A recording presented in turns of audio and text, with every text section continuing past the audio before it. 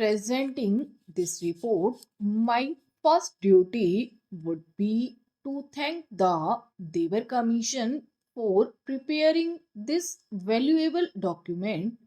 The Commission have gone deep into the various aspects of this problem and have produced an important and valuable document. The Commission had to tour a lot and they had to put in very hard work. I should like to convey my thanks and congratulations to the chairman of the commission, Shri Debar, and also to his other colleagues for this useful contribution. As the House is aware, the problem of the scheduled tribes has been constantly engaging the attention of the government since the Constitution was framed and adopted. Still, the government were not satisfied with the actual progress made.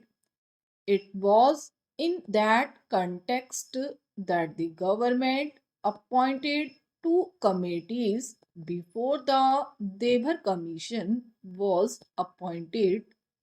The first was the Elvin Committee, which specially dealt with the problem of the tribal blocks.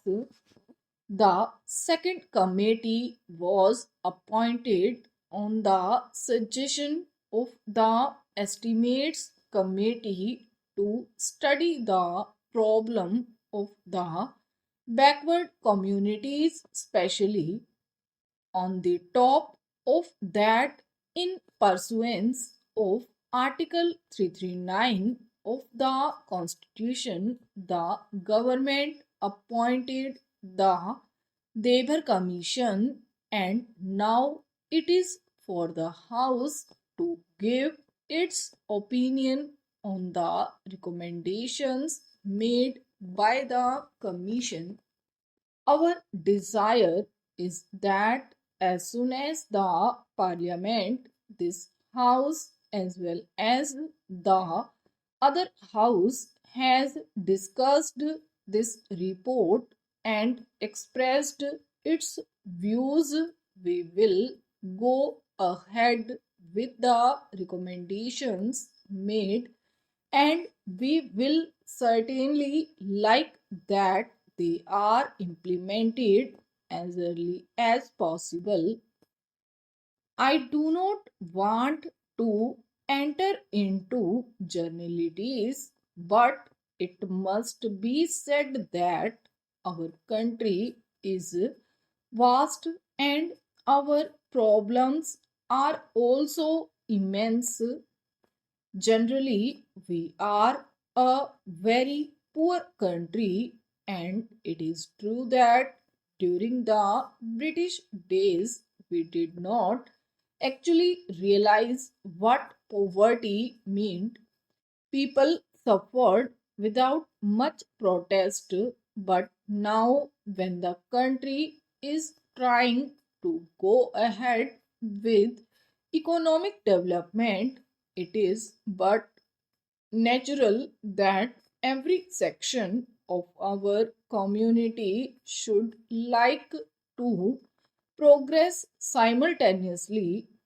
I think if we are frank, we should admit that there are certain weaker sections of our community in the country who have not made as such advance and progress as others have done.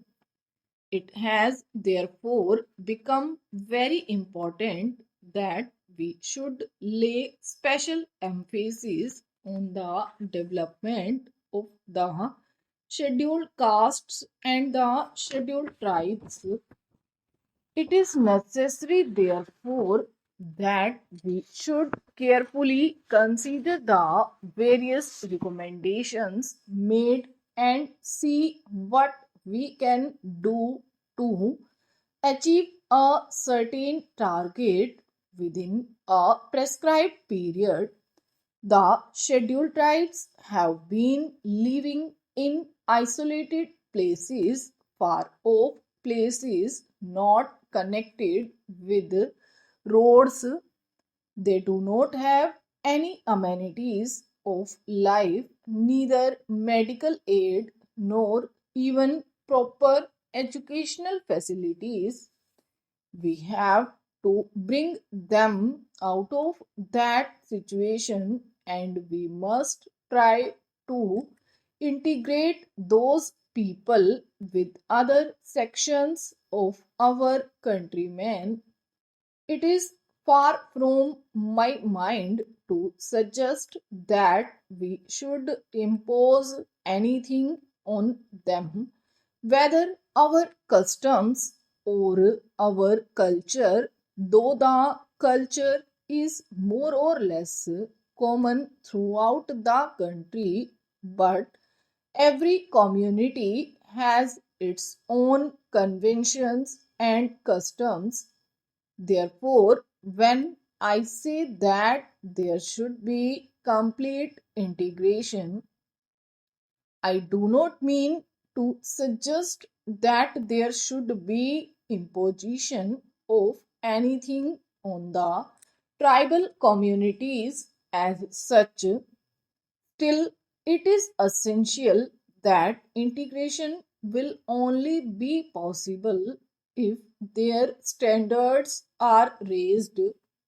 If they are more or less brought to the same level where we or the other people are who are not so isolated, so we have to bring these people to that level, and we can do that not by implementing certain schemes only, but by bringing about a radical change in our outlook and approach.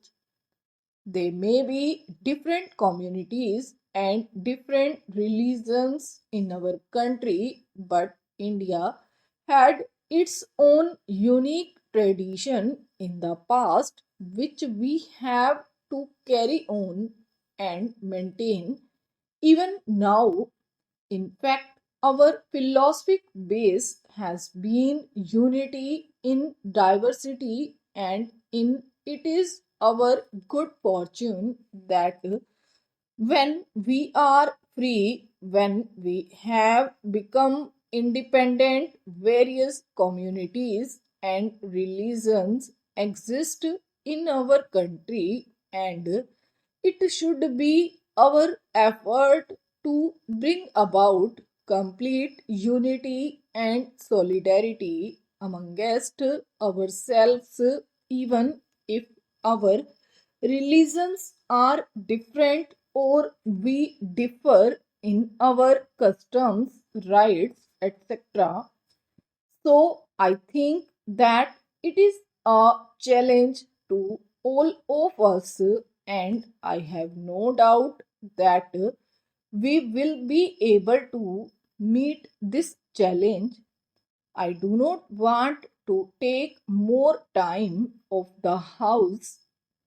As I said in the beginning, I do not want to enter into generalities. So far as the recommendations of the Commission are concerned, they can broadly be divided into two categories. There are recommendations which are to be dealt with or which directly concern the Home Ministry and some other ministries of the Government of India. There are other recommendations which mainly concern the state governments. In fact, it is the state governments which have really to execute and implement the programs